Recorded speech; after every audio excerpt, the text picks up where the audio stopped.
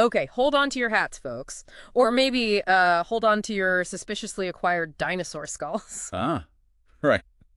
Though I don't think Nicolas Cage used loyalty points for his. Probably not. But speaking of, eccentric purchases and bony subjects, welcome, everyone. Welcome to your regular dose of deep thinking, your personal deep dive. Glad to be here. And just to be clear, we're not actually dissecting celebrity-owned prehistoric artifacts today. No, no, we're digging into something maybe a bit more relevant to anyone who tries to be creative, on stage, writing, maybe just doodling ideas. Exactly, because today we're tackling this really sharp, kind of revealing article by Stephen Pinkwart. Yeah, he draws this, well, frankly, bizarre but also fascinating line between Nicolas Cage buying that stolen dinosaur skull and, Right.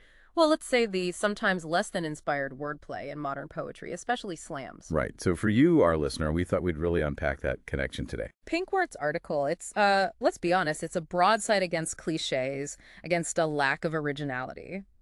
He uses the Cage story as this powerful metaphor for, stealing worn-out ideas and phrases. So our mission for this deep dive, our sort of intellectual quest for you, is to really break down that analogy. We want to figure out how to be genuinely original, truly engaging, without, picking up any unwanted literary chlamydia or poetic Jurassic crap, as Pinkwart puts it. Okay, let's do it. But first, maybe we should quickly cover this skull story. It's pretty wild. It really is. Nicolas Cage, not exactly known for his conventional choices. Huh. Understatement. He actually bought a stolen skull, a Tarbosaur skull, at auction for, what was it? An incredible $276,000 in cash. Just imagine that.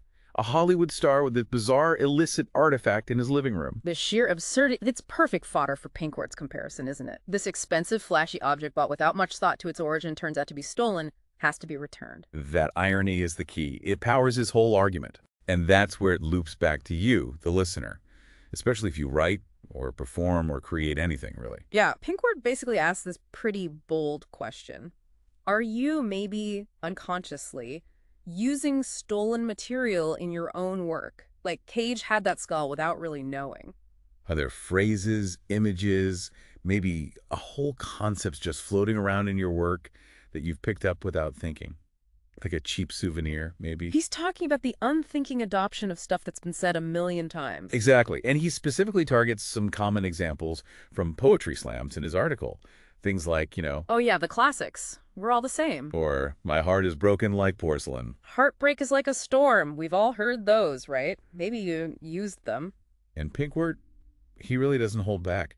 He calls people who use these tired lines things like text smugglers, language defilers, word fossil collectors. Wow, that's quite the verbal smackdown, but kind of refreshing in his honesty, don't you think? It's deliberately provocative, obviously, to make us think, to sort of shake us awake. His point is that using these worn-out images turns the artist into, a Nicolas Cage with a mic. Right, showing off something that seems cool, but it's really just derivative. It lacks that personal stamp, that unique voice. And that brings the audience into it, doesn't it? Pinkwart argues they're just sick of this poetic Jurassic crap.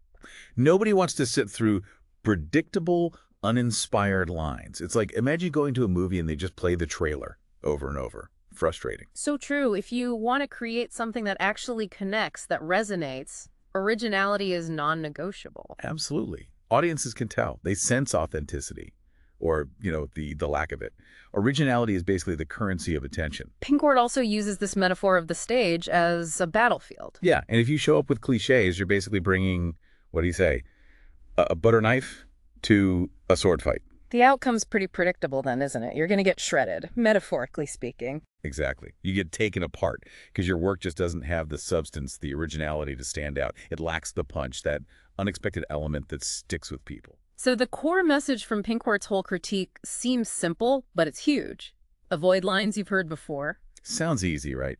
But honestly, how often do we fall back on familiar phrases just because they're, well, easy, convenient? It takes courage to find your own voice, especially if it feels a bit awkward or uncomfortable at first. Pinkwart even jokes you should be original to the point of getting arrested.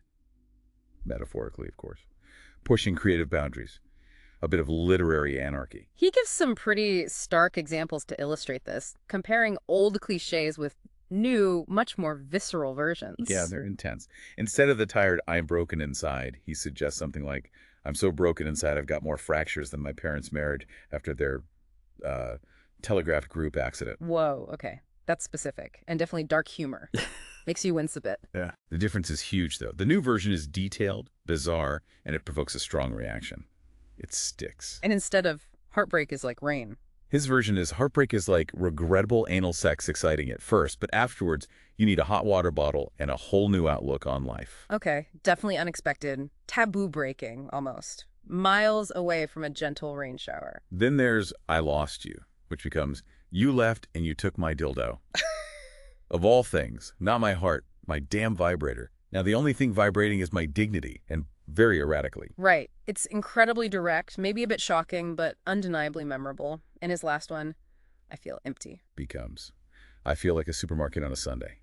Closed, cold, overlit, and empty, except for one lonely yogurt in the corner that expired in 2018, and still has more personality than my ex. These images are so concrete, so absurd, they just burn themselves into your brain. And that's the point, isn't it? They might not be for everyone, but they absolutely meet Pinkward's criteria. Yeah. Original, unexpected, provocative. They're not empty shells. They're trying to convey something in a totally new, maybe even jarring way. Exactly. It's about creating work that sticks, as he puts it. Stuff that makes people shake their heads afterwards and go, wow, that was intense. Which implies writing from a deep personal place, maybe even from vulnerability. Pinkward's phrase was pretty graphic. Write like you're about to puke because you've just ripped out a piece of yourself. That imagery, ripping out a part of yourself, it's powerful.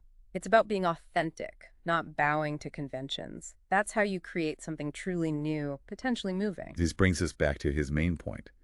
You have to return your stolen lines. The cliches, the dead images, the greeting card rhymes. You need to make space, clear out the clutter for your own unique voice, for your damn own skull, as he so bluntly puts it. It's really a passionate plea for honesty in the creative process. Don't use borrowed feathers. Don't walk the easy path just because it's comfortable. Only by shedding that baggage of unoriginal ideas can you create something truly your own, something valuable, something that lasts. And if you want more of Pinkward's tough love, he mentions his resource, the Poetry Master. Right, not just a book. He calls it a word weapon arsenal, a stage exorcism, a master plan for people who want to really stun their audience. Sounds comprehensive. Over 100 pages of techniques, structure analysis, slam tips with examples, bonus chapters on performance, voice, dramaturgy. And even apparently how to force standing ovations. Ambitious. The goal, as Pinkward puts it, isn't just applause, it's stunned silence. And he suggests the Poetry Master is the way to get there. It's available in English, too, for anyone interested. So wrapping up, the core takeaway seems to be, just like Nicolas Cage had to give back that stolen skull, creators need to let go of unoriginal ideas, those cliches, to find and showcase their own authentic voice. Absolutely. And that leads us back to you, listening right now.